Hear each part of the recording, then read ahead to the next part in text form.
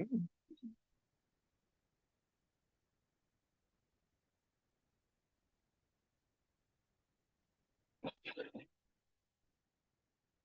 Oh,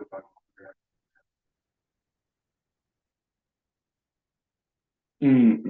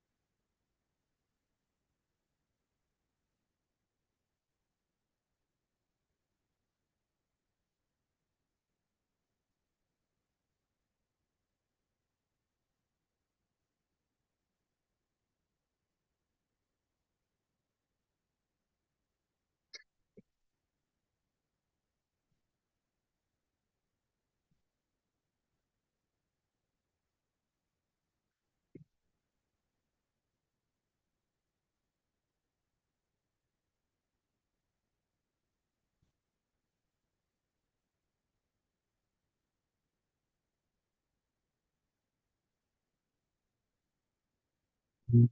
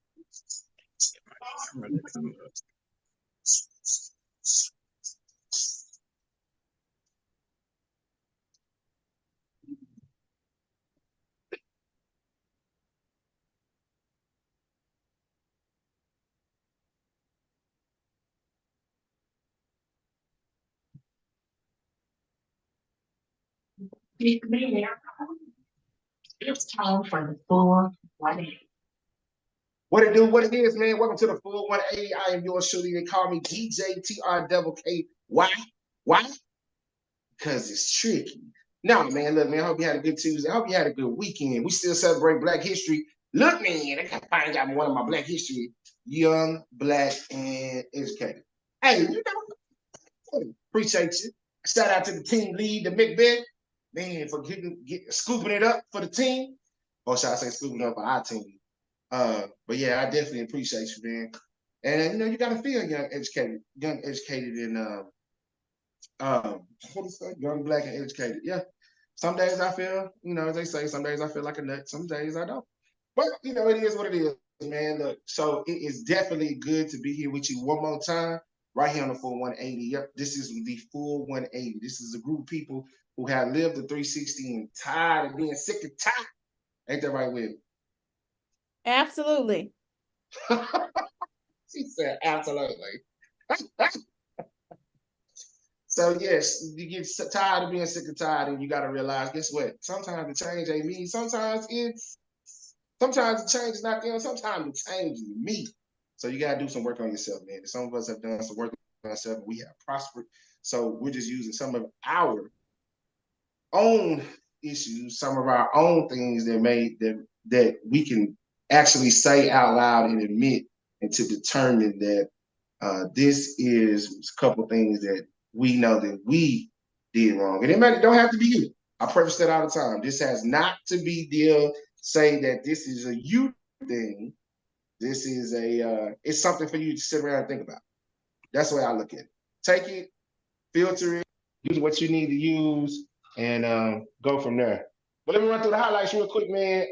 Let's see here. Okay, we got Mardi Gras is over. Valentine's Day is over. Of course, we are celebrating Black History Month, right? I do have to preface this. R&B bingo is something new that we got it going on. Shout out to my two sisters, man, Miss Devon and Miss Tori. The Been On ENT. Look, man, we're doing it. Bar Louie, March 14th, R&B bingo. This is simply based. I play music where you have to guess the artist. We got three different rounds. They all pay cash prizes. 20, I believe 25, no, 50, 75, and 150 you can win. And then right in there, we go straight into karaoke, but it's all going down March 14th. March 14th, live in the Arlington Highlands Bar Louie, man. Bring out the crew. It's around spring break time. And of course, it's around somebody else's birthday time. We call her the LLPC. Come May 17th, she'll be a full graduate. And she can sit you on the couch and talk to you like you're stupid and try to figure out what's wrong. I'm just saying. But she's also the AP, and I don't mean assistant pre-K. She's none other than the assistant principal. We call her Webby. Why? Because sometimes she's like a licensed dictionary. But when she's out here doing this by like she's gonna do for her birthday, she does. Yeah. What is it, homie? It's Hey, what's better. Allie, who? Hallelujah. We Hey, keep man, it tell us how you this feel, year man. for her birthday. Tell us how you feel, man. It's about that time. It's about I'm that time. feeling How you good. feel? You finally being accomplished as a graduate. Almost. Almost. You feeling good? You feeling anxious? You feeling what you doing? What you doing? You almost there? Always, As a I'm fuck always in? anxious. Well, I'm glad, definitely glad you're doing your thing, man. And we salute you, of course, in making your dream come true. Not other than that, man, I keep my brother where I go because I got to keep the man who keeps me in check sometimes. He's so poetic. That's just why we call him a poet and didn't know it. And ladies, if you didn't know how poet he is, let me play his theme music. Hey,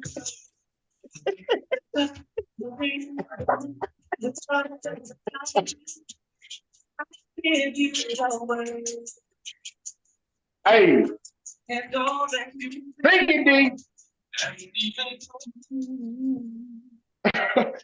This is the man, my man, 100 grand. No matter where we are, if he called, look, I'm coming. This is none other than Mr. Darion Lewis, aka the poet. He didn't even know it. What up, P? What's up, everybody? You got it, bro. You got it. Jules will be running in right behind us. But not only that. So the special guest today, man, I only do this every so often. I claim the fame.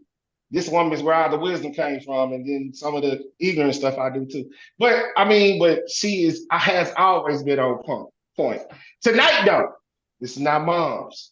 This is none other than BG. Look, and if you know BG like I know BG, you walk into the house, you gonna hear.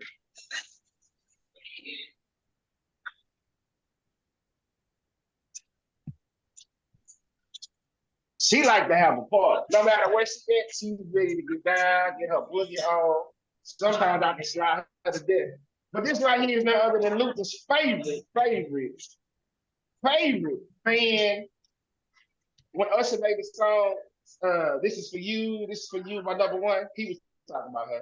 This is none other than, I call her mom's behind the scenes. But right now, I'll introduce you to none other than the lady herself.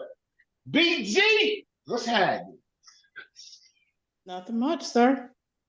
Good. I'm glad. Jules will be on his way, man. Look, don't y'all be nervous. Like I tell y'all, it's for a game. She already knows. She come to the show. Gloves off. She is BG. She can be mama after the fact. So, it's all good. So I want nobody to feel nervous, because I won't. Why would they be nervous? They don't know you like I know you. But, that's cool. But, I ain't tripping. And I don't want them to trip. But, okay. I get. So let's do this. Hey, I got this question. I thought about this today, and I was just like, well, what does this mean? And D, please chime in if you know. I just want to know what she meant by this. Maybe y'all can educate us fellas. Because this is what she said.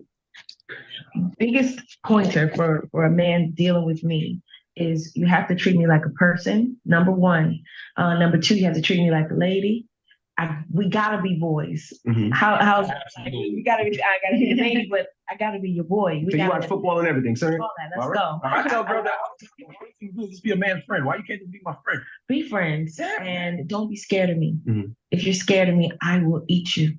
Damn, Jeff. Please. Damn. I'm not kidding. Mhm. So there's no point in me dating someone that's afraid of me because I can walk all over you. And who wants that? Nobody wants that.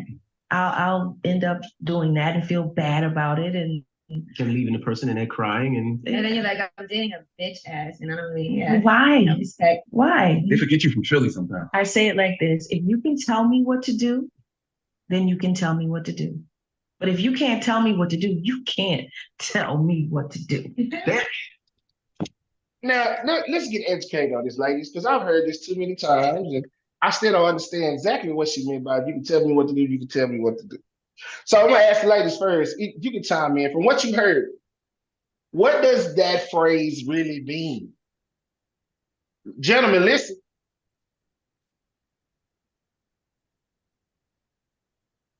Okay, well, I'm gonna be more literal.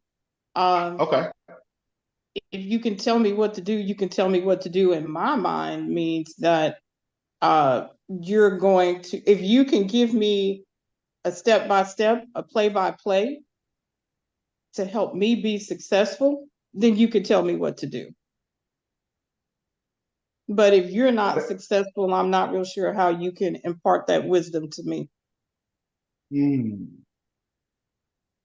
So let me do like we do supposed to do in therapy. Tell me if I'm doing it wrong with it. So what I think I heard you say, or what I heard you say, what I hear you say. What I hear, thank you, I appreciate it. Come on, girl, come on, use that degree. What I heard you say is, if I give you specific instructions that you can do what I asked you to do.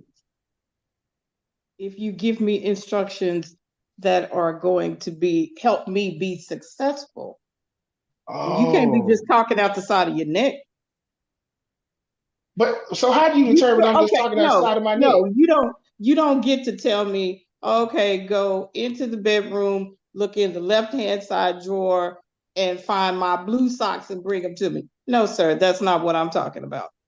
And I think you know that. But hold on, but if I gave you them instructions, what's so hard? But Greg, what did I say? What did you say? If you are imparting step-by-step, play-by-play instructions on helping me to be successful in my endeavors, not necessarily just doing what you want me to do. Oh, okay. So in other words, so in other words, you telling me I need to give you play-by-play that's gonna help you succeed in what you want, because once you help me, I can help you. As well as you succeed in going to get my blue socks. No, not doing that. So I was wait. I'm listening. Please, yeah. So I'm confused. If I had to take a stab at what she was saying, so I'm thinking what she's saying, you can tell me what to do for the betterment for me to be better. You know what I'm saying? Like providing like constructive criticism. But if you out here wilding out here in these streets, that's like you saying, hey, we gonna be financially secure in 2024, but every time I look up, you at Popeyes. That ain't gonna work. That ain't it. But you wasn't cooking, so how did you go get something to eat? But we can't talk about me being financially savvy, or you're saying that there's things that I need to work on and this and that and third, and then you're not leading by that example. Okay. I'm with it. All right, poet. I feel you have something to. I feel it. I seen him grab the mic. I like, yeah. You know they have, bro. It used to be Popeye spent $15. Hey, y'all remember? Y'all, sidebar. She got excited. Look at her. Got excited. Listen, in college, they used to be 89. A leg and a thigh used to be 89 cents on Tuesdays. When I was at UTA, I remember that. You can't Yeah, do that no yeah. more. So okay, Sorry. it's better bring your whole 20 and get a Plus, 4-piece. And hope you get a big piece of chicken that don't look like a person. But Dickie, shout out to William Chicken. You know, it's good, but them pieces be like, ooh-wee. But go ahead, bro. Go ahead, brother poet. Yeah, I think at least what I think, please correct me if I'm wrong. Um, I feel like I'm hearing that, you know, from the women that you have to practice what you preach. You can't Mm, be given expectations that you're not willing to model yourself. I think the young lady was saying from a more authoritative space. At least that's the way I was hearing her. mm, Um, you can't tell me what to do, you know. Um, well, the way she went about saying that, there are certain women that are attracted to a more aggressive kind of like interaction with a man. You know, yeah. like it can be this kind of like deal where she want to be like dominated. You know what I mean? But in order Mm, to dominate her, you have to she has to first you got to navigate through all of these different like I don't know barriers or walls that are just so strong. You got to navigate through her strength just to get to that space. And that ain't for me, you know. But at the end of the day, I can't say that there are people like there are women that like that. But I think in general, I think women do appreciate the strength of a man, like to be able to not only lead, give direction, give feedback, but also, give assert accountability to say, look, if we're gonna be, hey, look, we ain't going to Popeyes today. Hey, look, we're gonna have to figure it out. We're gonna have to go in that kitchen and figure it out. dang, you gonna make me figure throw it out that out. You know, cookie? but the accountability, here's the key though. The accountability is connected to or informing an agreement that we put in place to, i.e., save money, i.e., like, hey, we want to eat healthier. We've been eating chicken. We looking at our statement and we eat chicken 2-3 times a week, fried chicken at that. What are we doing? You know what I mean? So, yeah, that's how I guess that's what I take away from Okay, cool. I just always thought, that need to be expounded upon. Like I've heard that, and I was like, but I like what I've heard though. And I can definitely agree with it. I definitely can agree with it. Well, I like the way it was I'd like to put. pose a question. I Okay. mean, I heard you say that, about a man being, or anyone for that matter, being a leader. But my question is this: would you agree that in order to be a good leader, you first have to know how to follow?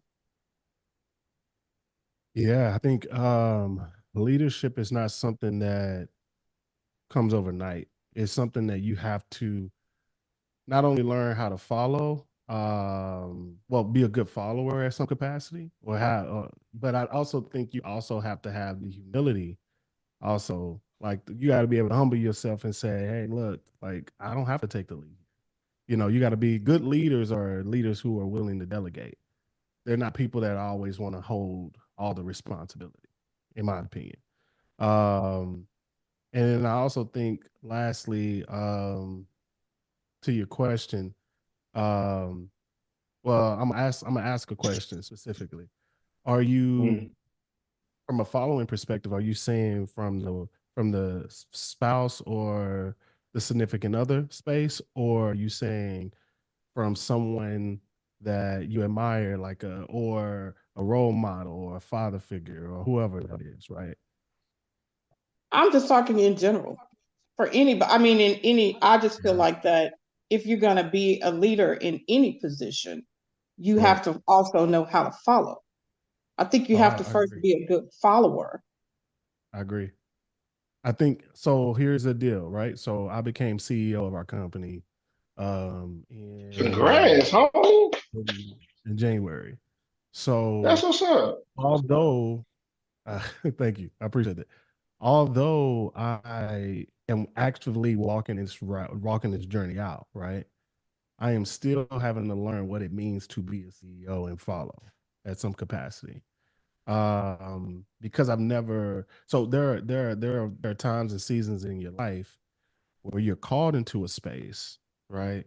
And while you're in that space, God is still preparing you in the midst of it, which is going to still require you to follow at some capacity until you have it.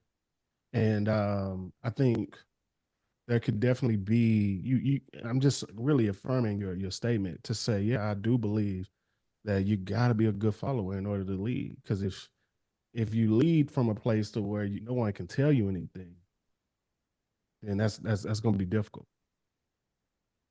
So can I add something to what you just said? I heard this today when you brought it up.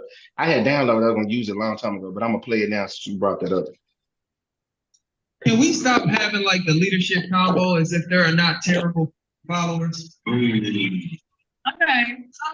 As if there are not people who have never actually experienced enough healthy leadership to know how to follow somebody.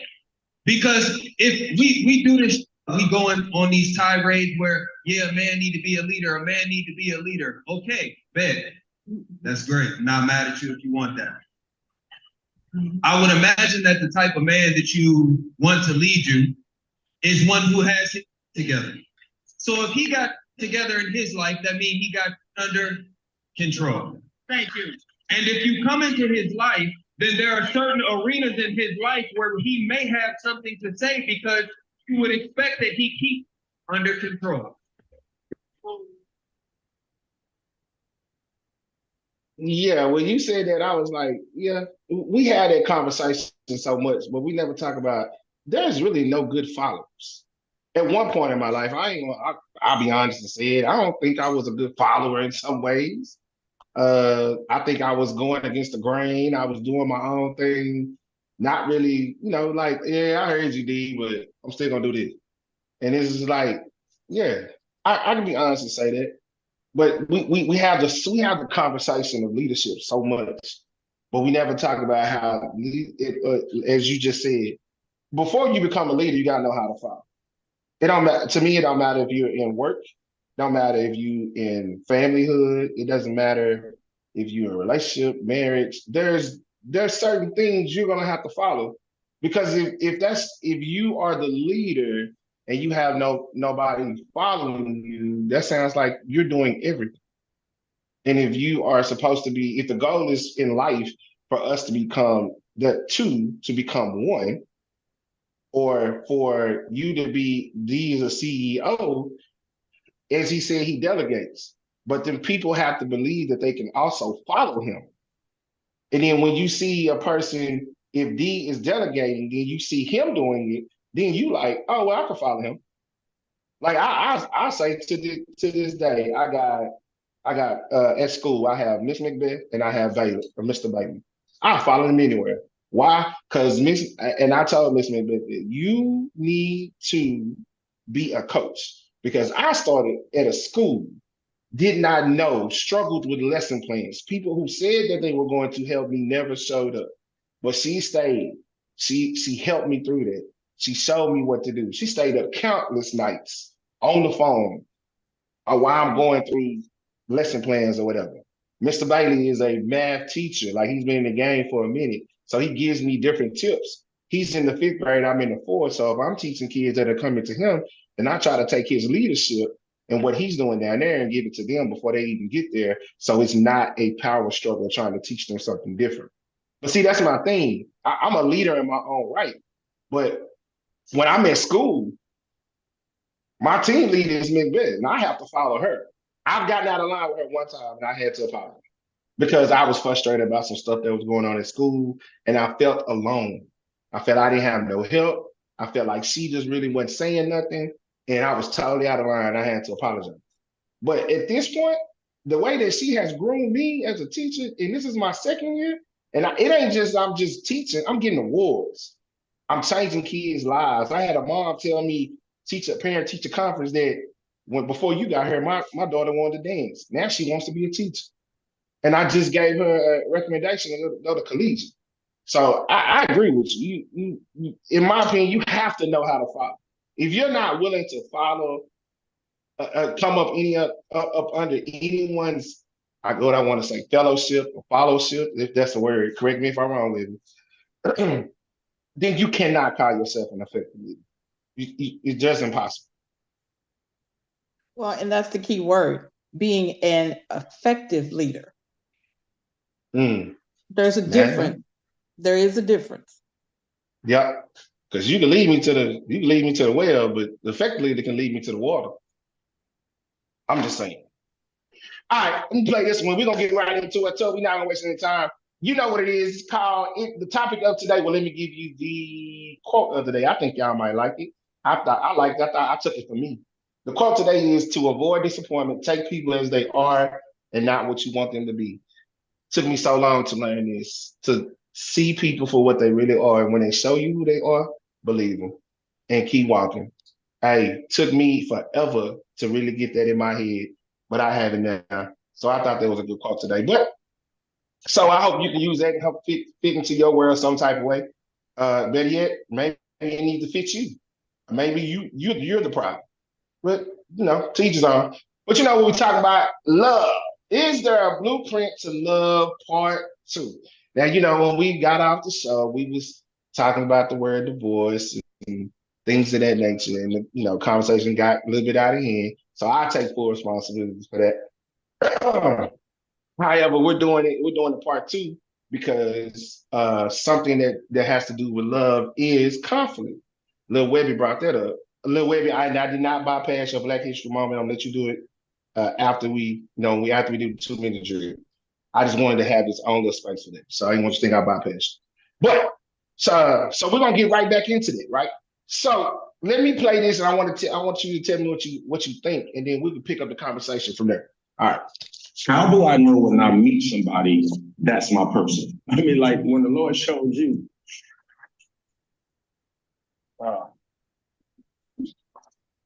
Answer for that, because I knew this question. So trust was one. I could trust you. You challenged me, and I received the challenge. I wasn't like rebelling the challenge. I didn't combat the challenge. I take on the challenge and look forward to you challenging me to do things, to say things, to share things, to feel things that I never felt. So that was super important to me. And that was something I didn't feel before. I would fight for this relationship. I wanted to understand how you received love, and you wanted to understand how I received love. That was brand new to me too. To actually take the time to learn how somebody receives love is not just loving them. Like if you don't love me baking you cakes, then it's pointless, right? I mean, you'll say thank you and it'll be appreciated, but maybe that's not what gifts as a token of love, right? So I needed to understand how you receive love as well as you were interested in how I received it. I'm your biggest fan, and I feel like you are mine.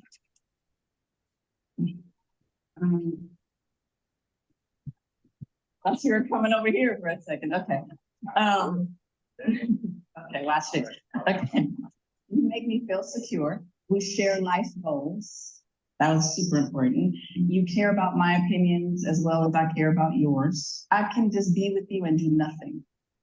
And that's important because if you love somebody, you gotta love being with them. And we can go to the grocery store, we can do nothing, and I still enjoy that time. The last thing is you make it easy.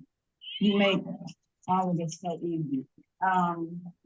People that say it's so hard, love is hard, relationships are hard, and they can be. And maybe it's, we did this later on in our lives and we're just mature and we learn so many things along the way that we've learned what to do and what not to do and still learning. But you make this journey of a relationship so very easy to love you. All right, characteristics of love. Is there a blueprint to love? So, Webby, what you think about what you just heard? I definitely understand her viewpoints and why she chose who she chose to marry.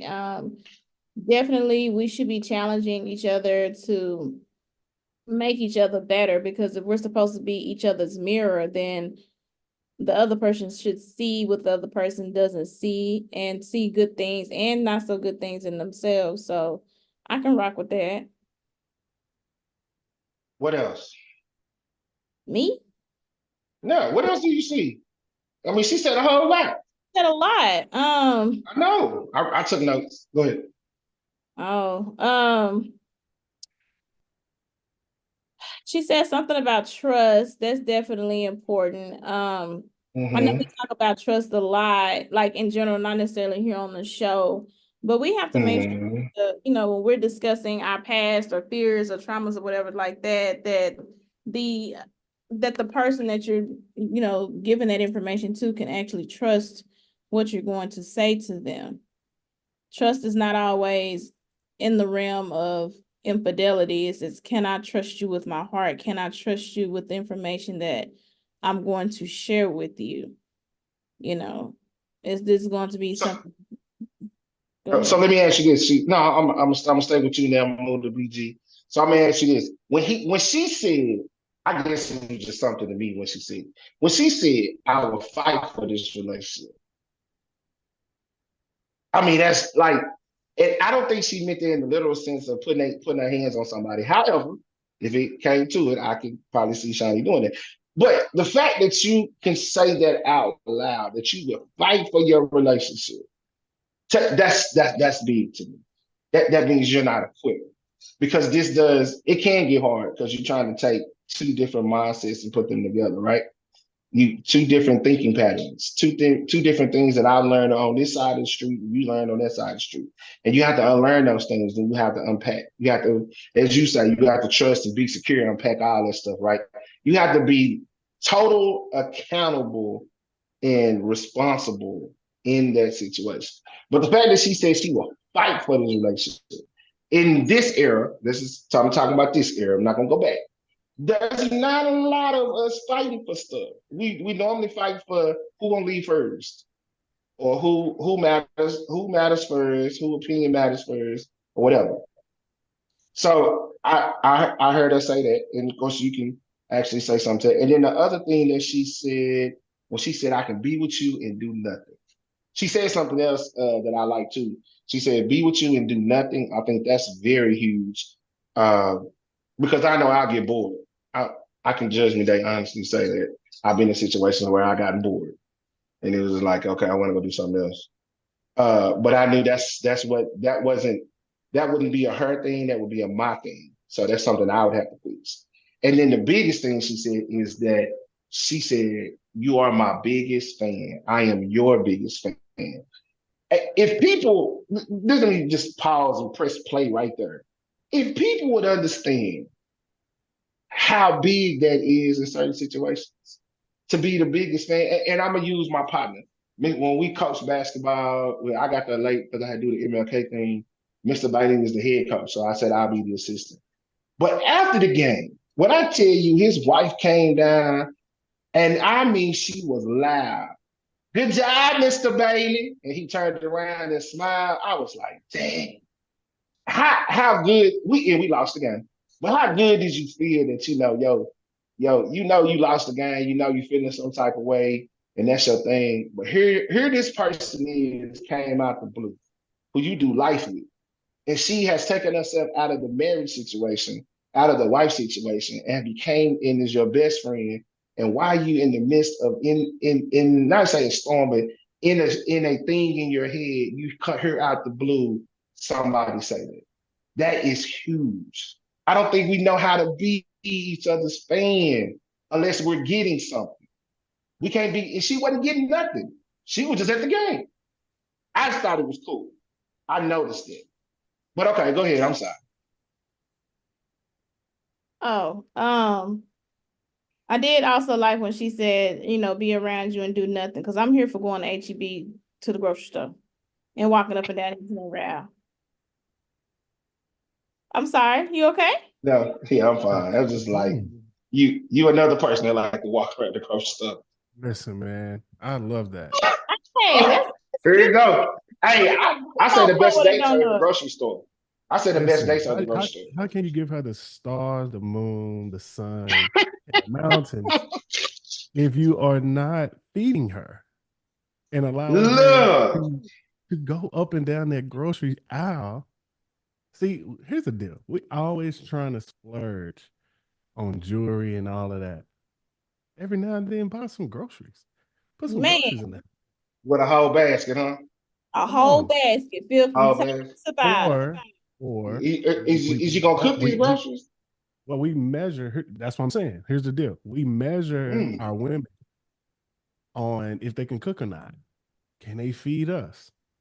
But how often do we find opportunities to actually put the food in the house for them to cook? Come You know on, what I mean? poet. See, that's why we call them poet and don't know it. Come on, poet. You better do it. Tell You me more. better do it. So, hey, my homie's on. What up, D? The Keisha all the way from the ATL. She say, as she said when you said Popeyes with me, she said, as I'm eating Popeyes, dang, right now. And Mr. Mitchell, hello, sir. Hello. Thank you for joining us, Miss Hodge. She said, yes, groceries. Hello to my main man, Mr. DJ Black Ice. He said, go make groceries. Look, bro, you know how I do in New Orleans. Let's go make these groceries, huh? Let's go get these groceries. But yes, I agree with you, D. You right. And my whole thing is, you ain't gotta cook them. Let's cook them with them. But BG, go ahead. Let me hear from you. Then D, we're gonna swing your way. I mean, just a couple of things. When you said, when she said, fight for my relationship, Mm-hmm. I guess for me, the thing is, I don't mind fighting as long as I know I'm not fighting alone. Mm. It has to be two people fighting for the relationship, because if it's just one person, then that's definitely not going to play out well.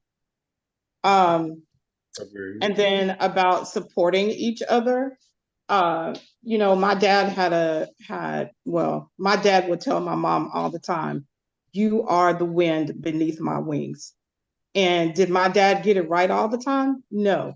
And especially in those times when he didn't get it right, my mom was still there to be the wind beneath his wings. So, you have to understand that I can't just be there when things are going well. I have to be committed to be there no matter what. And then the other thing about doing nothing. Now, I'm definitely not one that's going to enjoy walking up and down the aisle at the grocery store. That's not my thing. But you do it. Uh, But you do it. But but you do it. only because I have to eat.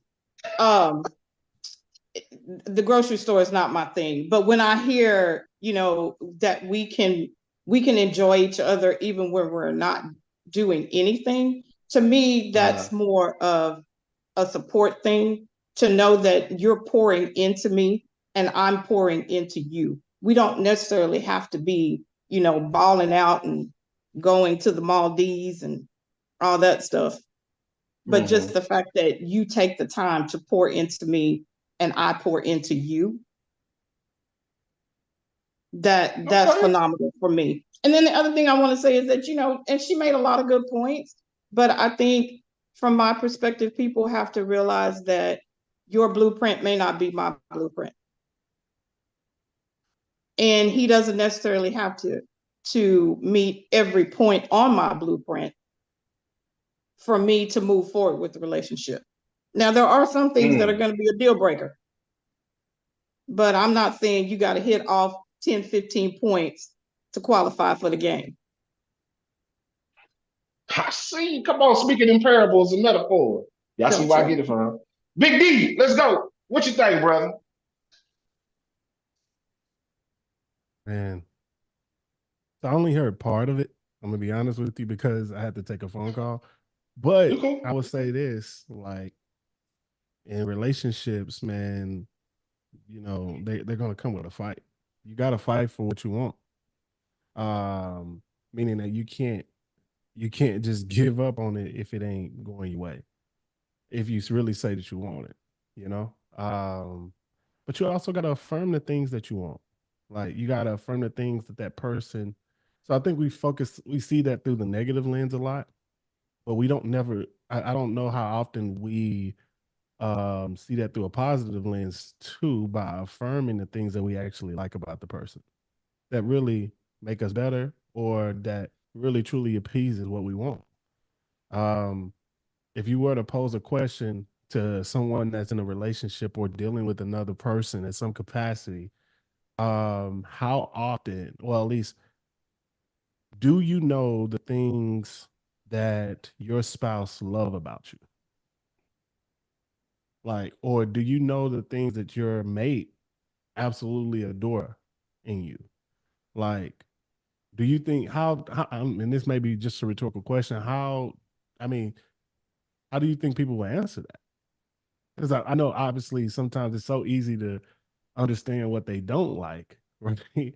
But what are the things that they actually like about us? And I can tell you, I make some mean chicken tacos. Like, like it's a win. Listen, it's a win every time. You But at scrumptious, the end of the dog? day, it's just, huh? They scrumptious? Boy, say, look, I'm telling you, Webby won't have no red lipstick after that. I'm telling you. They so fire. Look, they that fire. You know what I'm saying? But at the end of the day, it's like, what in seriousness though, what are some things that like that your person love about you or like about Hmm. you? So That's a good question. That's a very good question. Because we're so quick to point out things. Well, I say when we're in our emotional state, we're good to point out some bad things. right. Um, because you're not, you know what I'm saying, in your emotional state, daggers start getting thrown. Which let me raise up both hands. I can have a problem with that. Hey, Especially hey, when I know you done try to stab me. Oh, okay, this is what we correct. doing. Now here's the deal So though. yes, Here's the sir. deal though, DJ Tricky. If you cognitively process areas of where you like what you like about your significant other and what they like about you, right? Hmm. If you process that as often as you're processing what you don't like, then in Hmm. those emotional state, and when you get into that emotional state, like you won't be as quick. You might be emotional, like, or you might get to a place where you triggered in some capacity, excuse me, in some capacity, but you won't Hmm. stay triggered. See, the issue is not that always that someone drew an emotion out of us. It's Hmm. just because that's natural. That's human. We all are human. Like that's gonna happen. It's just the fact that we choose to stay there. You know what I mean? Mm. Got you. Like, you know what I mean? So I think the difference in someone making you mad, okay, yeah, it was something that they did that triggered you, that pissed you off, right? But after that, there is and I'm not trying to sound insensitive, but you got to make up your mind. Do you want to stay pissed? Agreed. I definitely agree. You can't stay petty all day. Oh, trust me, pettiness is great though sometimes. I mean, but at the end of the day, it's just one of those. Pettiness it can feel so appeasing. You know what I mean? Oh, But at the end of the day, it's it's not. It's it's like a not. four-piece at Yeah. Popeyes with a strawberry. Ooh, it feels so good. Hey, boy, But Then you gonna have baby got heartburn. everybody want Popeye, huh? yeah, I mean, I might have to go stab that when I leave. So yes, you are definitely right. You cannot live in there. Sometimes we definitely rush through there when I say this. I say you rush to that mental standpoint. Now, I'm not necessarily talking about me, but I think when you rush to that type of what I want to say arena, or those that you rush to that particular stage when either you don't know how to communicate or when somebody then says something that's true. Because now we use it, or in the word I used to hear all the time growing up, these smoking mirrors. We use these smoking mirrors. Like you have to be accountable.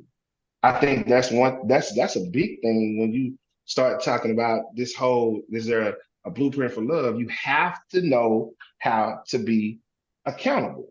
Um, and I'm not gonna lie and say and the old me didn't necessarily struggle with it. Yeah, I probably did.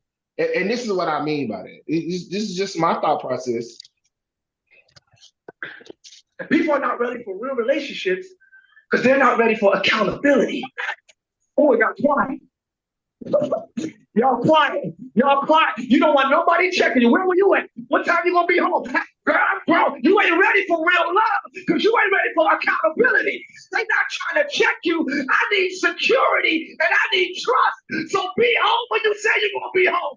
Be where you say you're gonna be. Go where you say you're gonna go. When you say you. Now, when I tell you I play that, and I'm talking about me, nobody else. When I tell you it was that, what's so crazy is now at my age now, 46. You know, now I kind of understand why I was a teenager and I didn't have a curfew. Because to this woman that's on here, I was accountable. Oh, my bad, bro. I was being, yeah, his microphone, he was screaming. But I was No, I wasn't talking about you. I was talking about the game you played. Oh, my bad. But I had to be accountable in order for this woman to trust me and not have a curfew at the age of 16. Like, trust me to say, hey, as long as you come in for the sun, come in. Like, I was a teenager. Now, the first time she said that, I believed it. I was at home by 9:30 because I was like, you're not taking my car keys. I don't care who you are. I had to play it safe, D. I had to play it real safe, D. Hey, get him, Play mama. with me like that, bro. Like, look, I like the dope sport. You ain't gonna play with me. But then after I trusted it, then it's like now, in now I hadn't been married and gone through some things, and where I'm at now, it's like now I understand I have to be accountable. If I'm being in a relationship, if I say I'm here, I need to be there. If I say I'm gonna be present, I need to try to be present. Now, do we hit the mark all the time? Then I go back to what BG said. I might not hit everything on your list, but that doesn't mean you just end the game. Because if it's just that quick for you to end the game, this is not where you want to be, as D just said. Because if it's where you want to be, then sometimes it's worth fighting for. But let's switch gears. I want to switch gears with that. So, Webby, let's talk about this. Let's talk about this conflict. She said we do not talk about how to have conflict within a relationship. Or let's not even put a relationship thing, significant other, your marriage, even at work. Go ahead, Webby, expound on that so we can definitely understand where you're coming from or what you mean. So what I mean by that, we talk a lot about, and I'm not saying we here on the podcast, and we people talk about love languages and things of that, in a more positive sense, like how to adhere to your partner's love language, whether it's words of affirmation or acts of service, so on and so forth. But we do not talk about how to effectively communicate with your partner during conflict. Now, am I saying that I even do this at 100% at a time? No. Would I like to at least 50% of the time? Yes. So when our partners so I'm gonna go the other way. When we take a grievance to our partner, if we in the ceiling and we're expecting them to course correct, if they don't respond well to that, they're gonna deflect, retreat, holler back, and that's not the response that you was looking for. None of the three. You got D, all the above, and they were all negative responses. So if we took the time to communicate with the other person when they say, hey, babe, when I'm upset with you about something, how would you like me to talk to you? And then the other person responds for however, they say that they need to be spoken to in that manner if you want the best response. Or if the person says, hey, I need a moment after we just had this heated conversation, doesn't mean that the person is shutting down. It's just, I just need a moment to regroup, process, or whatever the situation may have. That don't mean the individual may need days on end. It's just, you just need a moment, and then that person needs to define what that moment looks like. But we talk so heavily on love languages, which is good, but we don't talk about what conflict looks like. Just a thought. Anybody? Mm-hmm. All right. So check this, right? Listening. With that thought, right? I'm with you. I agree with you. Webby, I think one of the greatest challenges I've had in this regard has been from at least, let me specify, with communication and communicating effectively, especially during conflict, has been um, communicating in a way that I process and comprehend, and expecting that person to comprehend the same way, instead of actually learning how that person receives information and how they listen, like what allows them to listen and communicate in a way to where they can hear me. You know what I mean? Mama asked a question earlier about leading and following, right? In effective communication, it's give and take. There are going to be moments where you have to submit you have to submit and die to yourself, right? For the greater good of that person and the conversation. And the person got to do the same thing. You know what I mean? It's a two-way street. So things begin to change when I learned how to communicate in a way that she receives versus a way that I talk and I process. It makes sense to me. It just don't make sense to her. And I can't tell you how frustrating that was for a while because I didn't fully understand that. But I'm gonna tell you, it was humbling, and I definitely understand it a lot better now. Does that make sense? Mhm. No, I get it. So, and I even take it off of romantic relationships. So, even at work. So, for those that Yeah, don't know, I have a 100%. leadership position at work, and my team love them dearly, but sometimes they frustrate me. And I really have to think how I'm going to go and approach whoever I need to approach, depending on who it is. Because if I go in up here to some people, well, a particular individual, they're not listening to me at all. And then you don't want the other person to feel attacked, because we already know when lions attack, they gonna strike back. And we all have a little lion in us somewhere, even your quiet people. And so now, we're furthering the argument. So there is now no course correct. Nobody's listening because now we're both in the ceilings. Again, I'm not saying that, and I'll say for me, I don't do this 100% of the time. I would like to be better at it, but just as where I'm at. And as far as your romantic partner, it's worth a conversation saying, hey, babe, when I'm mad at you, how you want me to talk to you? You want me to cuss you out? You want me to holler at you? You want me to talk to you like you're an individual? Like, what you want me to say? So that we can try to put those things into practice.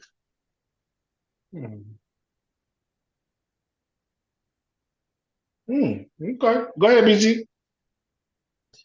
Okay, so for me, what I've learned in my 62 years and almost 30 years of marriage is that I really don't need to have a conversation when I'm in conflict or when I'm in my feelings, because when I am in my feelings, I am totally irrational.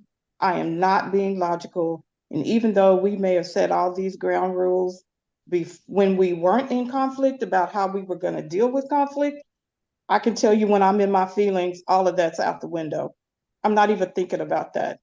So, what I have learned um, when my husband was alive was because I know there were a lot of times we had arguments, we're screaming and yelling and cursing and calling each other out of our names. I'm just being Judgment Day honest.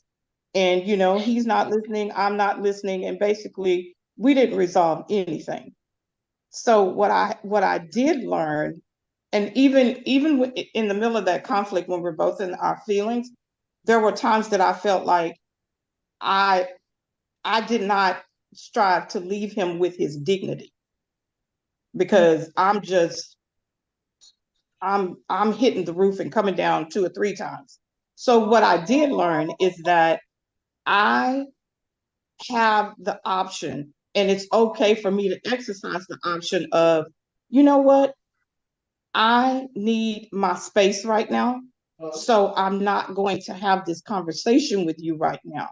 we're going to table it, and I'm going to come back, and then we can talk about it when I'm more rational. And did he always want to hear that? No. Did he sometimes try to push me and bait me to go ahead and have the conversation when I was in my feelings? Absolutely. Did I do the same to him sometime? Absolutely. But, and especially now, I mean, I've been a manager for over 40 years. I've learned that even when I'm in conflict with the people that report to me, and even the other managers and directors, that it's okay for me to say, I need to table this right now and not discuss this until I can get out of my feelings and be rational. When you So say I don't Go know ahead. Go that ahead. I can, I don't know that, for me, it's not a good thing for me to have any conversation with anybody when I'm in my feelings, because that just hasn't worked well for me in the past. So I have to take a different approach. So, but wouldn't you say that you've learned that, and you've learned how conflict works for you on the receiving end? So that then wouldn't it be a good thing that you've learned, hey, when I'm up here, I need to really back on in and step away for a moment before we go and have this conversation? Absolutely. For me, I know when I'm in my feelings, I'm totally irrational. I'm not being logical. I'm not caring about your feelings. And I'm not even, my thought process at that point is not that I love you, and I definitely don't like you right now. So I just know that when I have those conversations with anybody, whether it's somebody I'm married to, somebody I work with, or even a family member, that just never worked out well for me. So I can't do it anymore. I can't allow myself to be baited into that. And then I end up stepping outside of my character and who I want to be. And then now I got to go back and apologize for stuff I really shouldn't have said. That's a question. Yes. Well, first, thank you for sharing this. This is really good. How would you prefer for it to turn out? How would I prefer for what to turn out? So when you said, hey, it never turned out well for me. Right. I don't feel like we ever got resolution. Correct. So what would you like, with the understanding of all of that? Like, if it could turn out well, what would that look like to you? That would look What does like good us look like to being, you? I'm one of those people that I feel like I have to have closure. I have to feel like that we have reached resolution, no matter if it's, and it's not, that doesn't necessarily mean that I always got my way. It just means that we came to an agreement and an understanding of this is how we're going to move forward. And before, when I'm in my feelings, it's no, that just never works out well, because at the end of the day, he really wasn't listening to me, and I wasn't listening to him. And we walked away from that conversation. Now he's mad, I'm mad, and I'm sleeping in the bed, he's sleeping on the couch. It's like, what have we accomplished? Absolutely nothing. So that was a total waste of time, when maybe if we had to just step back until we could both have a rational conversation, we could have reached an agreement much sooner, and we're not walking around the house passing each other, not talking. So what if the conversation started off rational, but then now the person, and I use my father because this is my dad. So let's say the conversation started out rational, and then of course, you're definitely a word person and he's not. So you start getting these words, and then he's talking, but he still feels like he's not being heard, because only thing you want to preach about is your point. You're not trying to look at the opposite side of what somebody else is saying. And I'm using that situation only to say, when we have conflict, people don't stop to listen to the other side. This is what I said yesterday. We listen to respond, not listen to listen. Now, I'm one of those, you can be in your lungs and I can repeat everything you said back to you. Because I was the person that would listen to respond. I would hear one word, and that's all I want to talk about is that one word. I don't care about nothing else you said. If you said the stove light looked like it was red and I said it was burgundy, that's all I want to talk about. I don't want to talk about nothing else. But So now, when you, go ahead. So you hear one word, and so therefore Mm-hmm. you get stuck right there. And so you Mm-hmm. totally miss the whole point of what I was trying to convey. Of course. And that's what I think sometimes when you said no resolution, when you have conversation, when you have conflict within any type of relationship, the conflict is there's somebody who's not really actively listening to what you said. Or the way that they see it, as Dee would say, the way that they see it is not how you see it. So instead of me trying to hear what you had to say, or whatever, whatnot, then I am the defense attorney, and I'm going to defend. Now, and I'm not talking about nobody but me, because I still can do that to this day. But that's what I'm saying. The conversation can start out rational, but then it's like I keep repeating the same thing. I keep saying the same thing, and it's just like I don't know how you it go from what I said to your ear. You missed everything I said. But all you heard was that the store light was burgundy. That's not what I said. And then we regurgitate, as Lil Webby corrected me a while ago. You have that they doing counseling. What I heard you say was this, and that. Now, I've had situations, and I'm talking about being married, where I regurgitated what I said, and then you still want to tell me what I said was wrong. So are we deflecting? We smoking mirrors, or what we doing? Well, two things. I'm sorry. Go ahead. So No, go ahead. Recalling words and comprehension are two different things. As we say in education, reading fluency and reading comprehension. Okay, come on, teacher, educators. They're two different things. Poet. So because you were able to recall words that were not you, but because we're able to recall Yeah, words, we good. That doesn't mean we comprehend what is being said either. And one thing, so that's one point. And then when I was in the leadership cycle, it is you got two people, person A and person B. If person A is talking, it's person's A job to make sure that the message is conveyed to person B to where they can understand.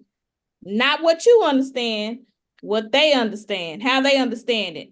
It's person B's job to say, hey, I understand, or B, I need some more clarity.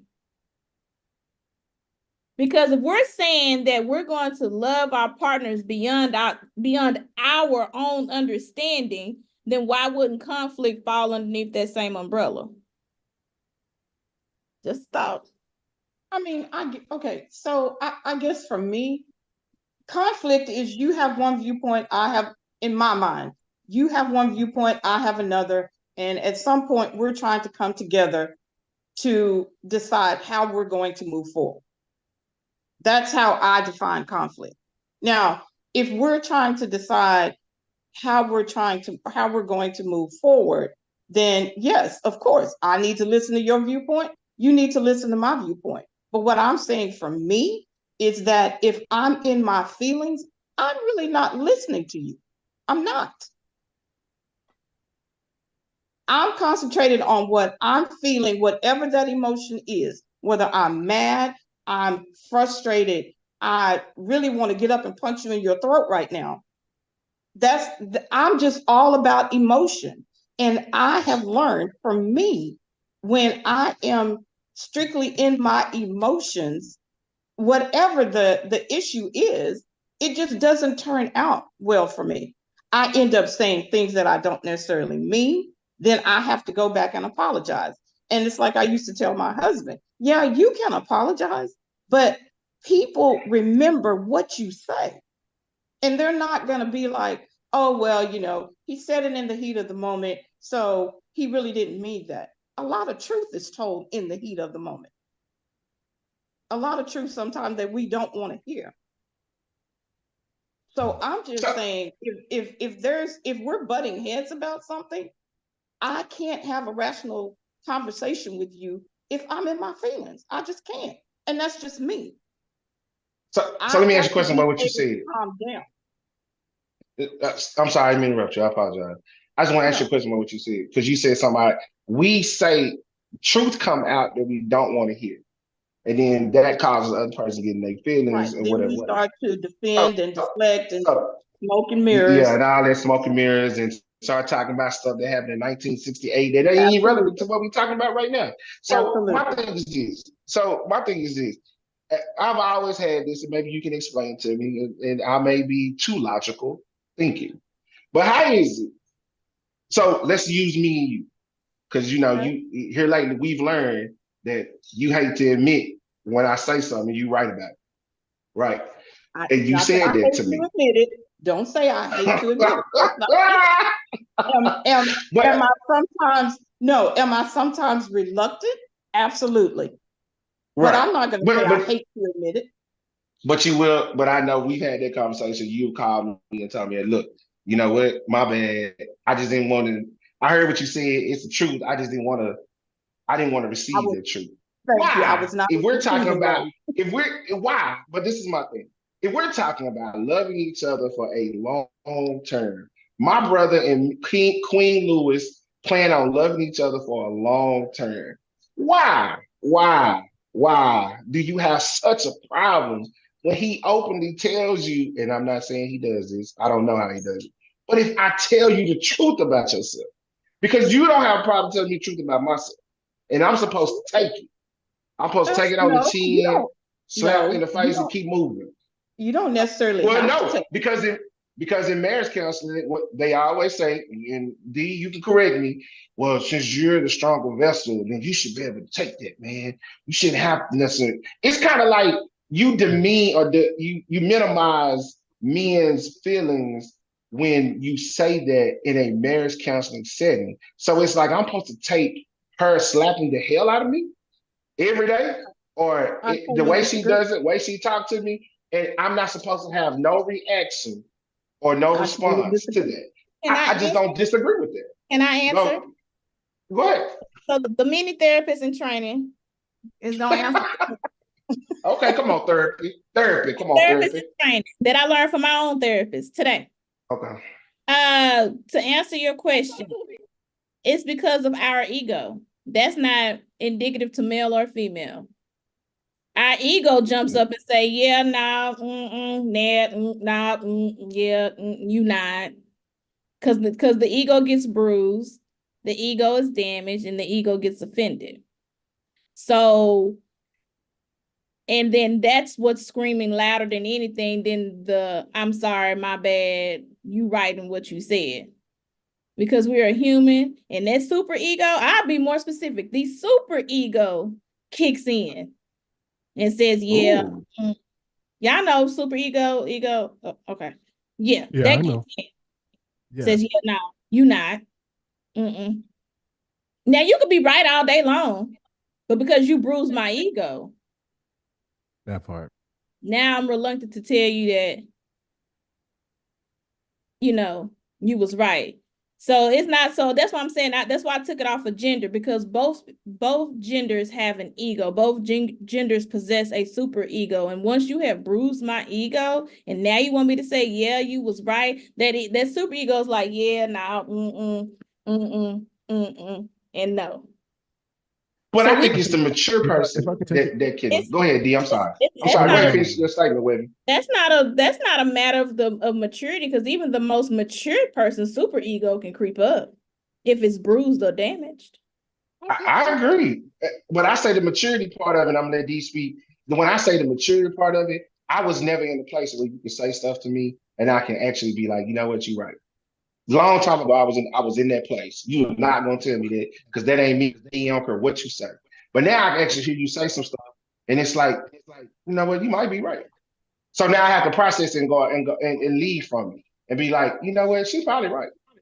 And then I'm like, yeah, she's right. And I don't have a problem being accountable and come back and tell you and be like, you know what, I was wrong in that case. You was definitely right about what you said. I didn't see it necessarily that way, but now that I've had a moment to think about it or whatever, you know what, you're right. I can roll with it. So you And I think that's how you get your out of super ego conflict. kicked in. Oh no, that's what I said. Like, but that's what I'm saying. It's like, but when I believe some people when they have a super ego, they're not humble. There's no humility, and you have a problem with apologizing. I know people who say, oh, "I'll never say I'm sorry." Well, how do you live on earth and don't say you sorry? Or you ain't got to use the word sorry because I don't like it because I don't think anybody here is a sorry person. You can say I apologize, but be sincere. But my thing is be sincere in your apology. Don't say you apologize and then 2 weeks later you do the same crap again. That's your apology is trash now. And if you just do that consistency, then if you do that over time, all the time, then you can't tell me you apologize. I ain't listening to that because you said that before, and then 2 weeks later you doing the same thing. It makes no sense. Like you said, course correct. You got to course correct. Go ahead, D. Yeah. I think it's I got a couple of thoughts. One, when Webby was talking and alluding to the super ego and the ego, I think it's all rooted to what, in kind of layman's terms, what you believe. You know, I think an apology or the lack of is a choice that is connected to a behavior. The behavior, our behaviors are rooted from our, or at least are connected to our character, and our character is informed by what we believe. And honestly, I feel like what I keep hearing over and over is, "You hurt me," and because you hurt me, um, whether hurt was generated by the person not listening, whether the hurt was generated by something that was said, um, or whatever, right? It produced an emotion that was hard to bounce back from, and you need time. You know what I'm saying? And I think that's fair. Everybody needs time, right? Um, and if every time I've noticed, like, okay, if it felt safe for me, like when I got into an emotion to flee, get away for a while, although that may feel safe to me, that may not be the best thing for my marriage. Mm. Take it, for example, like just say if my wife struggled with abandonment, her dad walked out on her mom walked out on her, and she was raised by her grandmother. Say that's her case, right? But we get into it and I flee every time we get into it, right? What you know what I'm saying? That can trigger something in her that's unhealthy, and it informs her. It informs her in a way that puts me in the same category of what mom and dad did. And until you know that, you're still just fleeing and fleeing and fleeing ignorantly, and not knowing you're doing more damage. Although it's safe for you, you're doing more damage because you don't know your spouse or you don't know your mate as well as you think you do. And I'm gonna tell you, as a husband, ain't nothing more humbling than finding out on the back end of something like that, right? That like your spouse was abused or abandoned, or something happened in a way that was detrimental in the childhood, or just a significant life event that happened to them, and you are practicing behaviors that are triggering things in them that puts them in the mindset of what happened to them before. Now, I know it ain't fair, but if you are married and if you signed up for that commitment, you know what I'm saying? Hey, like, there are gonna be some things you got to navigate through, because there are things that she's gonna do, vice versa, that is the same, that may produce the same reaction, and it may happen involuntary, and it may happen in a way that's unexpected. Can we bounce back from that? You know what I mean? If the belief and the goal is divorce is not an option, So how do we get okay, we know that's off the table. How do we like, you know, fight for what we have? And honestly, you know, there's no perfect way of doing that. It's just you got to navigate your situation the way God leads you to navigate it. But it's going to be hard to really fully live in a place of freedom and peace when you're living from unhealed places. So would you agree that it's possible to flee the situation without ever leaving the room? Oh yeah, I do think Okay. I think there's a way to even in the midst of an argument or in the midst of a conversation, not even an argument, right? I think there's a way to be present in body, but you're not present in mind. You're not Okay. like you're there, but you're not there. You know what I mean? Right. Yeah. Right. Mhm. I do agree with that. Would you agree that, let's talk about the person that's fleeing. Could you agree, possibly, that yes, that person has been through abandonment and people up and leaving them, correct? As you That's stated. just for the sake of example. Yeah. Right. I'm just using that as a point of conversation. Could there be the person who has been abandoned and been through all that? Could there be moments where you push people away from you? Oh, absolutely. Yeah. There are actions that could definitely push a person away, but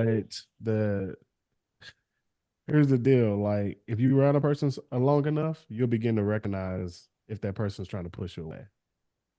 And at that point, you got the choice to either go away or find another avenue beyond being pushed away, Mhm. which is not all on you. It's on y'all to figure that out. You know, And I'm glad you said y'all, because sometimes with the way that I've heard it in this era, that it's normally on one person nah, when that happens. Because that part of sometimes different parts of the situation is never seen. Like I could use me. It was funny that I was stopped in the mall and said, "I can't believe you did my girl like that." But then when I told you what your girl did, you just totally believe that, oh, what I'm saying is not true. And then later on in life, you found out and called me to apologize. So it's kind of like, but you walked up to me not knowing the whole truth. You just took what she said and kept moving. Now, but I do agree that yeah, that whole leaving the situation, no, that's the easy way out. You have to learn how to navigate. If you're talking about a long term situation and leading into marriage, because you just can't get up and leave. And then I start thinking about God ain't left you, and how much stuff have you done? say, hey, look. So I'm a big stickler on this one scripture. It has been whooping me for a long time now.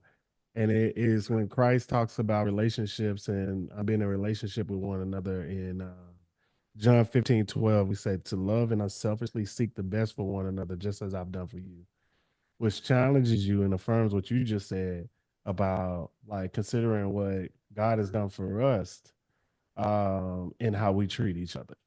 You know what I mean?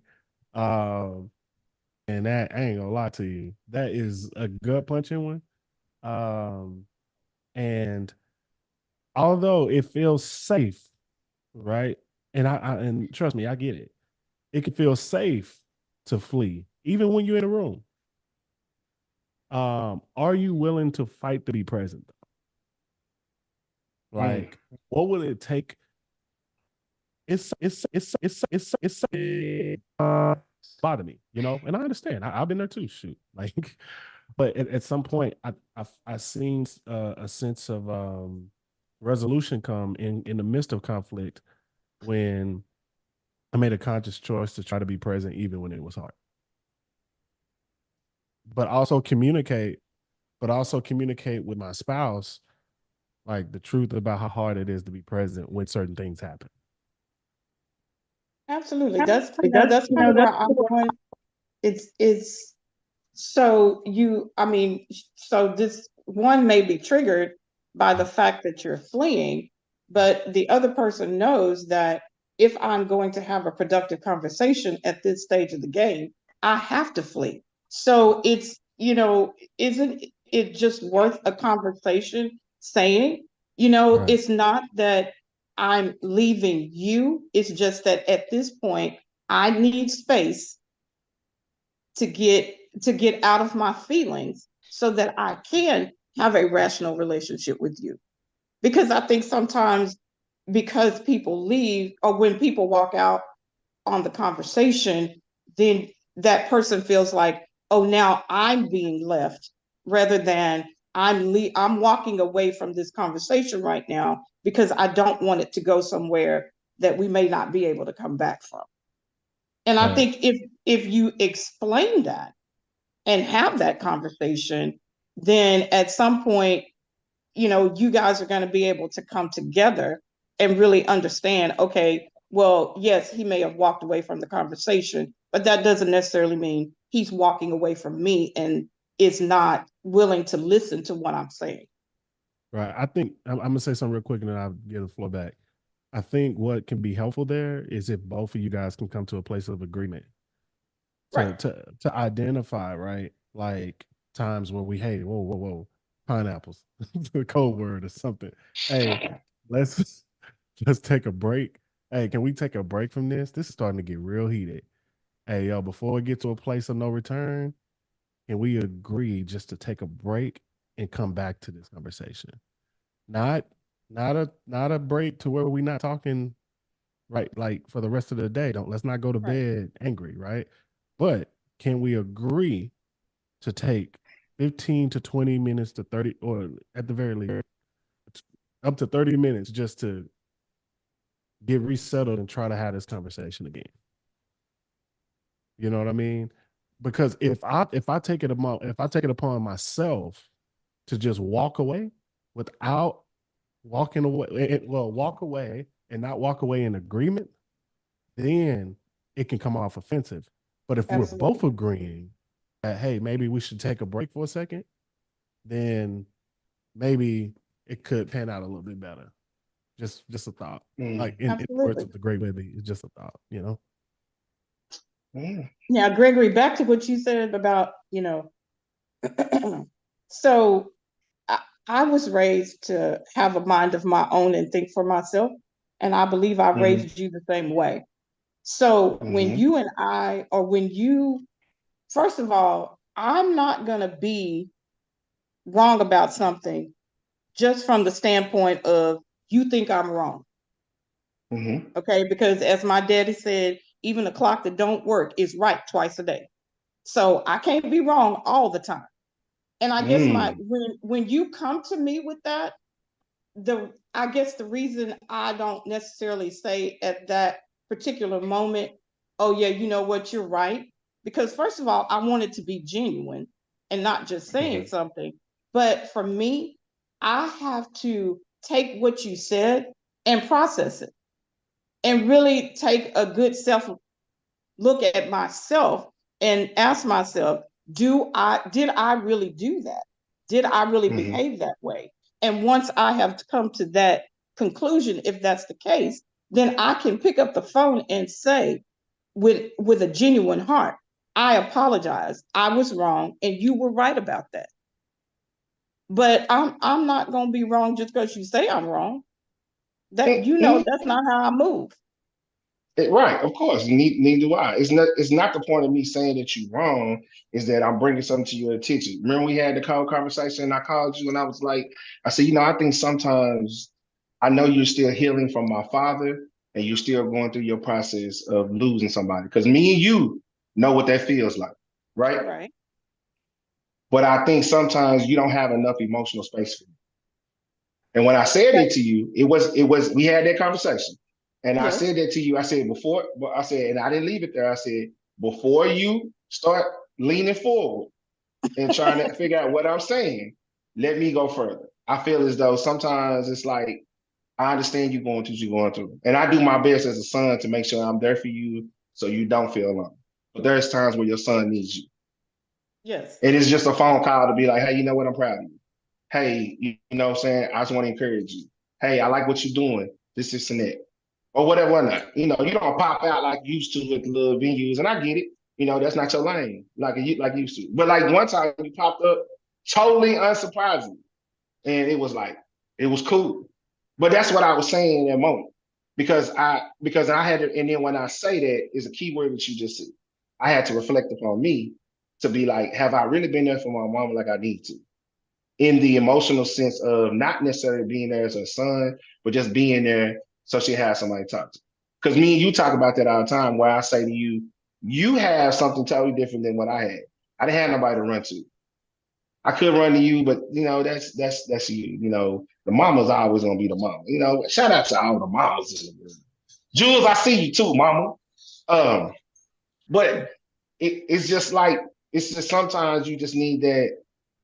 And maybe I'm the only dude, and because you raised me to have feelings and still stand on my own 2 feet or whatever, whatnot. That's where they came from. Because I felt as though I was having a hard time, and it was just like, man, you know, at that moment I needed that. But you know, sometimes you just I don't want to have to tell people to do stuff. I think when I have to tell you to do it, it's ungenuine. You know what I'm saying? Like if you tell me, well, you ought to say that you're sorry. Okay, I'm sorry. Man, get the hell on. That was whack.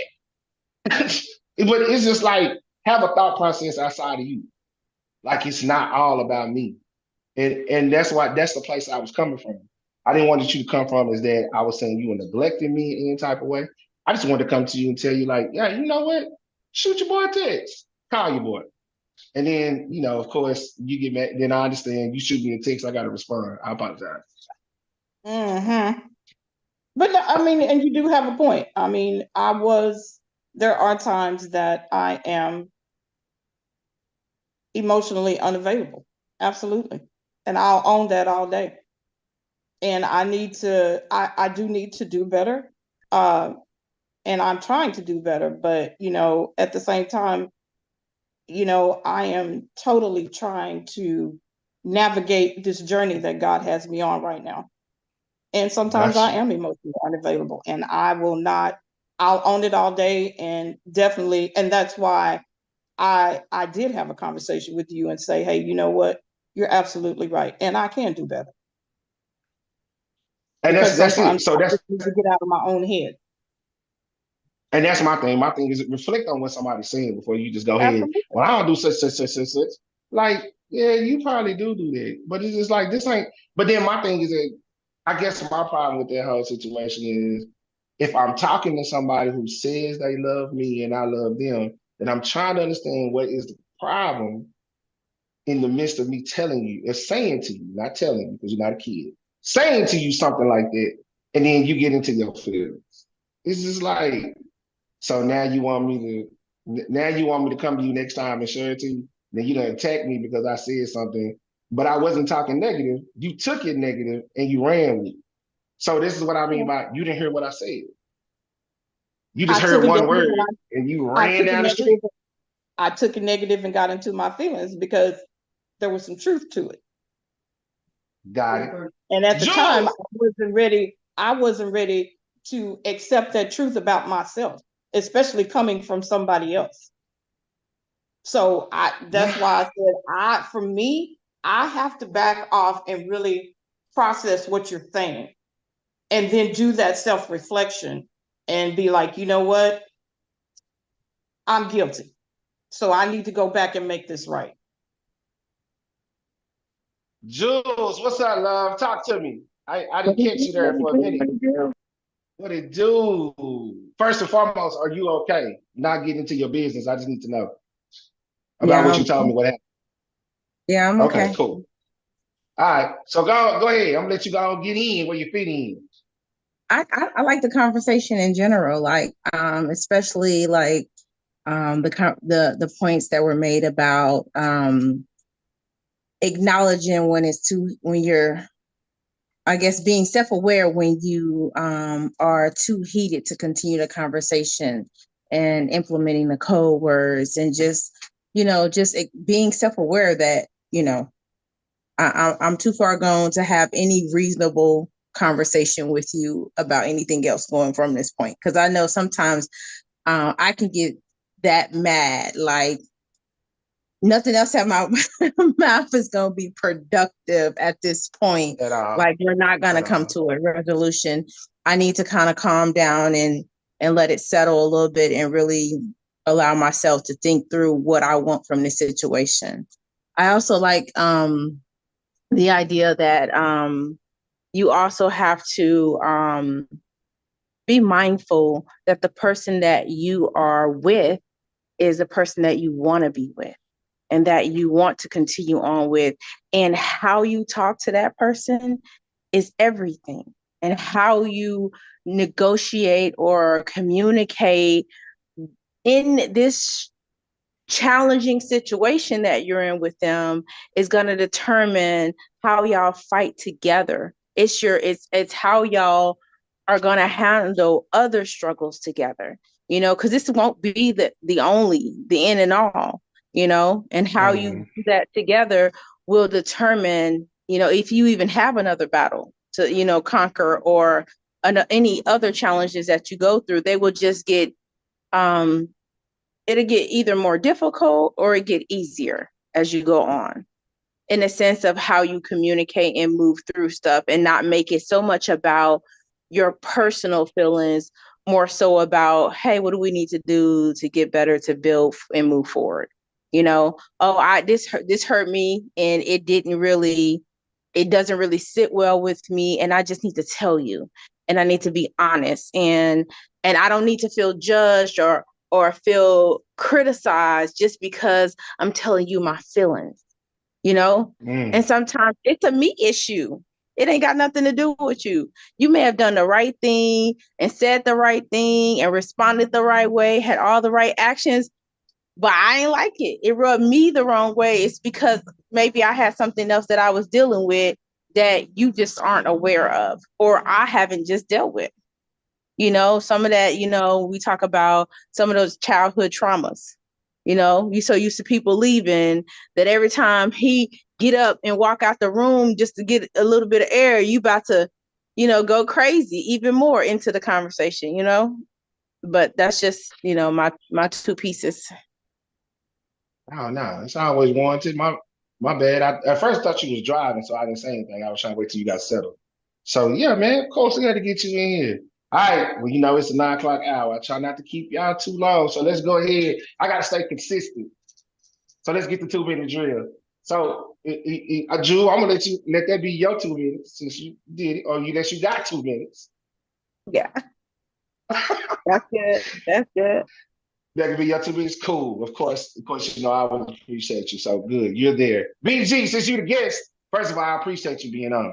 You know what I'm saying? I like when you bring all this experience to the table, young lady. You be so experienced, but yeah, everybody wanna know where I get it from. This right here. It's three queens in the house. This one, the bright skin one that we call grandmama, which is Geraldine Walker, put some respect on her name. And of course, my aunt, love her to life. Now, other than Miss Regina, I was gonna say Regina because I don't mess up no last names. But these are the 3 queens. So when I tell people like, so it was a lot of men in my life. My grandfather was in my life. My daddy was in my life, and my uncles. But a lot of things, that whole thinking pattern, or like that women intuition, or that intuition I have sometimes, or thinking beyond, I get it from this lady here. So I always want to say publicly, like I say privately, I love you to life. I appreciate you. You've done a wonderful job.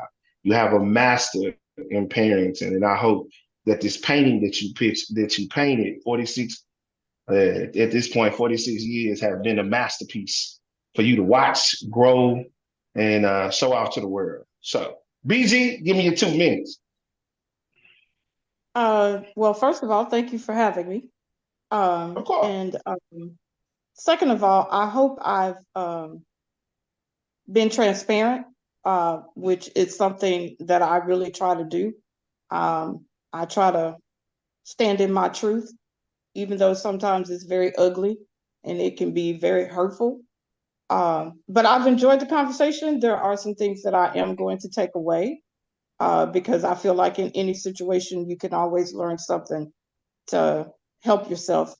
And I really pray whatever I brought to the show tonight, that at the end, God gets the glory. Yes, ma'am. Well, I definitely appreciate you, young lady. I have to keep saying it, I own LLPC. The graduate is here. I can't wait. She has been doing a marvelous job. Let me give you your flowers too. When I tell you this, she has been working through a lot of challenges that I know of. And I'm definitely proud of you. I'm proud of the woman you are. I'm proud of the mother you are. I'm proud of the person that you're going to be. So keep doing you, man. And look, the number one fans are here. We cheering you on from the 15th row. You know, like when you go see Usher, you got to pay $350 to see them seats. I'm gonna be cheering Usher on from the TV because I can't sit at the bottom. There's too much money. But none other than our own assistant principal, soon to be principals. I guarantee you she don't have her own school. Give us your last 2 minutes, Miss Beverly. This show, thank you for the accolades and the affirmations. I definitely appreciate it. It's been for those who know, it's definitely been a long time coming. Lots of bloodshed, tears, and probably some more. I just want to just serve as a reminder that we have to talk through conflict. We have to be aware when we're not in the emotional space to have conversations when we know, hey, look, we're gonna have to table this for another moment. And also when we've had heated discussions, be okay with the other person saying, hey, I just need a moment. Need a moment is not, I'm walking away. Need a moment is just, I just need a moment to just decompress and process through what was said so that I can pick out, or so that the person can pick out, what's needs to be said or whatever, what's needing to be heard. So that's all I got. Thank you very much, ma'am. Of course, I appreciate everybody to add to the show. I know, of course, I'll say what I need to say and let D go. I'm not going to be long. All I'm going to say is, look, if you're in the process of trying to be that leader, if you're trying to be in a relationship, first thing you need to do, man, is learn how to follow before you're trying to tell somebody else to do. Think about if it's something that you would do. I tell my kids in class, I'm not going to ask you to do anything that I know I would not do. I'm not going to hold you to the expectations, period. Why? Because I can't do it. And I'll tell you a funny story. A long time ago, when they came out, it was a Tyler Perry movie, and she made that list, right? She made that list, and she went back and got her husband. So I try to use that same ideology and use that with somebody that I was with. I started making this list, and the more I started writing, the more I kept saying, I don't do that. I'm not going to do that. Why am I asking this person to do that? I had to reflect on me. And I had to make sure I can't ask you to do something that I'm not going to do. Period. And if you're really trying to be in the love game and you really want to love somebody long term, the most important thing you need to know that will always should be the center. And two, learn how to apologize. Learn how to be humble. Sometimes if it ain't your fault, man, I apologize. Hard to do, trust me. But I think if you can follow some of them, man, and work through. As D would say, it has to be worth fighting for sometimes because it's gonna get challenging. Brother D. Yo, I gotta make this quick because I don't know when the toddler gonna start talking again. So Okay. first and foremost, I just want to say thank y'all, Mama BG. Thank you so much for your transparency. It was it was phenomenal. I think it was great. I think it was you and Greg modeled how we should navigate relationships. The truth, transparency, and trust, so you did it out loud. So I appreciate y'all. Secondly, I would say I was thinking as you was talking, as everybody was talking, something hit my spirit about silence. I remember my pastor used to always be like, when the church get quiet, I know that they process it. I know that they're taking it in. You know what I mean? And he knew that because he spent time with his church enough to know that how not to take offense to silence, but instead allow silence to run its course so that people can walk away better from the conversation. And I think if we could model that, right, by getting to know our spouses or our significant others enough, or those who we're in relationship with at any capacity enough to understand them, then we will better understand how they're wired, what they need to receive, what they need to embrace, the moment, and how to be better on the other side, you know? So that's one of the things that hit me as we were having this conversation. So yeah, that's my 2 minutes. Thank you, my brother. Look, man, thanks for everybody that's watching. Of course, DJ Black Ice. Let me read some of these before we go. Let's see. I agree. You can't fight alone. If the other person doesn't want to fight to make it work, then you may need to rethink the relationship. You don't have to holler. Thank you for sharing, Mama G. She's teaching me something even after 25 years. Thank you. Yes, you have, Mama G. So, yes, speaking of Mama G, Mama G, aka BG, you mind praying us out tonight? I certainly will. All right, man. Well, go and take us to the throne in your own way. Absolutely. Father God, we approach your throne of grace at this moment by bowing in humble submission to your will. We thank you for this day and all of its blessings. We thank you for your continued protection, your provision, and your power to help us fight this sin problem in our lives. You continue to give us hope for the future. Thank you for this platform tonight, and I pray that we have said something that would help someone to start a dialogue, learn to be a better person, stand in your truth, and realize that you may be broken, but through God, you are gracefully broken. So therefore, you always have that hope to be better and to be the person that He would have you to be. I pray that you will continue to watch over us, to keep us in your care. And we, Lord, we know that when you keep us, we have been kept. It is in your Son's powerful and precious name that we pray. Amen. Amen. Amen. Thank you, BG. Say, man, look, you know how we do it. Things we believe in God because He believes in us until we get to the, remember, I live by two mantras: faith and fear cannot dwell in the same place. And while you're on this side, before you get to the other side, remember to always love, live, laugh. Somebody was about to say something. I apologize. Who was going to say something? Oh, I thought I heard somebody saying something. All right. Well, and now, if that's it, we're gonna go out because you know this is our year. We said we bring R&B back, and since the lady's about to graduate, we gonna do it for her. She's been singing and having her all the concerts, so we gonna do this for you, Waco, Texas.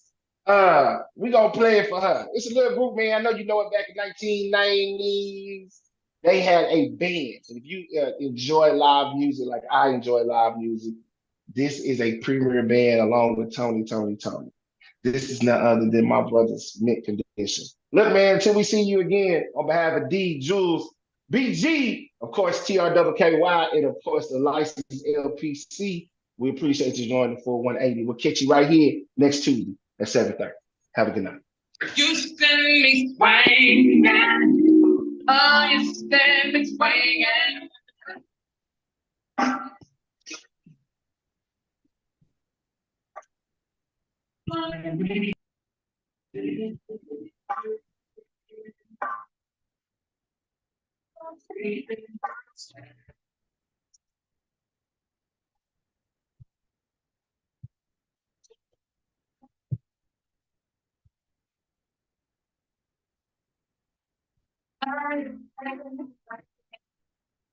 You send me swinging. Oh, you send me I'm for the rich combined. Something so beautiful tonight.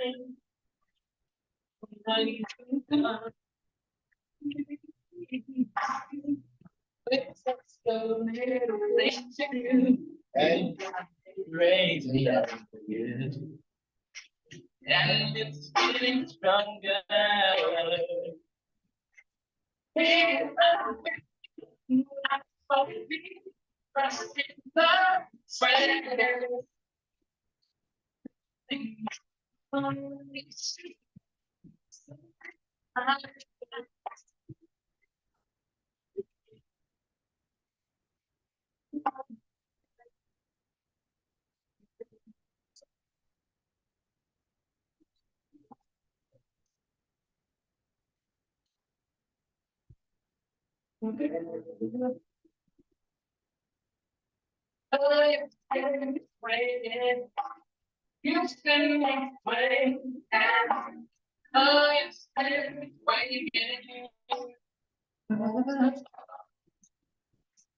Thinking back to you and things that we can do.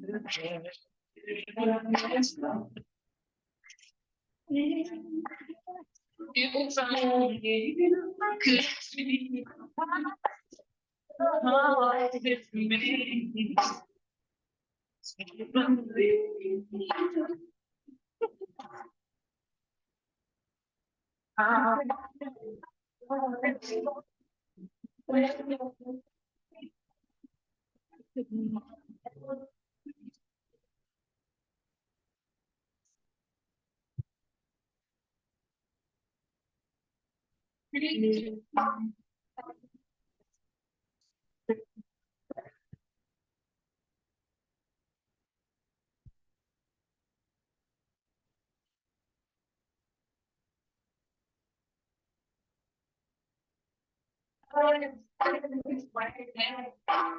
You spend my time there.